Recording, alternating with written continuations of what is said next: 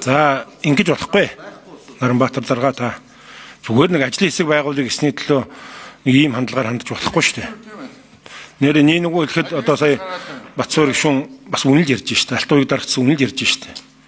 Харин би нэг ирэг яасан та нар. Зүгээр л иргэдийн сонсох тэр янз бүрийн ойлголтойгоо тэрийг залруулад өгье л гэсэн. Олон хороо төрийн барьсан. Сая зүгээр нэг туул голын хурдны зам дээр энэ ер нь юу болоод байгаа юм бэ? Ажлын хэсэг байгуулъя гэхэд одоо хардаа ажлын хэсэгчин гээд Батболд, Ганбаатар, Ганзойрог, Ганхуйг, Заяавал, Тэмүүлэн, Үүрийн Туяа 7 хүний чинь 4 танай намаас байж байна. Дөнгө сая миний хажууд сууж байгаа Заяавал гишүүн зөвшөөрсөндөө дарах гэж яхад нь амжаагүй юуг нь хураачлаа. Ажлын хэсэгт орсон Ганзойрог гишүүн сая орж ирж байна. Ийм байдлаар та нар ингээ явж болохгүй шүү. Энд чинь иргэдийн сонсох, иргэдийн мэдх эрхийг ингэж боомлж болохгүй шүү. Ер нь энэ парламент гэдэг чинь ард иргэдийн төлөөллийг хангаж явах хэрэгтэй байгуулах шүү дээ. Иймэрхүү маягаар та нар одоо тэгээ ичихгүй ингээ сууж идэг.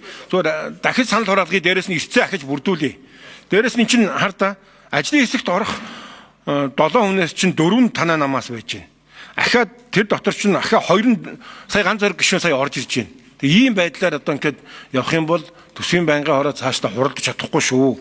Ер нь бол яг нэг нөгөө ихэд энэ туулын хурдны зам чинь төсөв төртөг нь хит өндөр байна гэдгийг эдийн засагчид яриад байна. Тендерт ялсан компани хөлөх байна гэдээ яриад байна. Тэр ихтгэл хүн намын зөвлөлд хуралдаад эн чинь урд ижил төстэй юутай харьцуулахад 4 дахин өндөр байна гэж яриад байгаа шүү дээ. Тэгэх юм бол 4 дахин өндөр болид 50% өндөр байхад тэр хэл ам болоод байгаа боловсролынхаа салбар чинь 1.2 их найдад дутаад байгаа юм биш үү? Бүх эмчнэрийн цалин нэмэхэд. Тэгвэл иймэрхүү юм дээр бид нар одоо иргэдийнхээ мэдх эрхийг боомлоодох юм уу? Бас парламентын гишүүдийн эрхэд халдаадах юм уу? Болилдоо та нар одоо. За Батцуур гишүүнийг ирцээс хасъя. Өөрөө өсөлт гаргасан. За Алтан уяг гишүүнийг хасъя.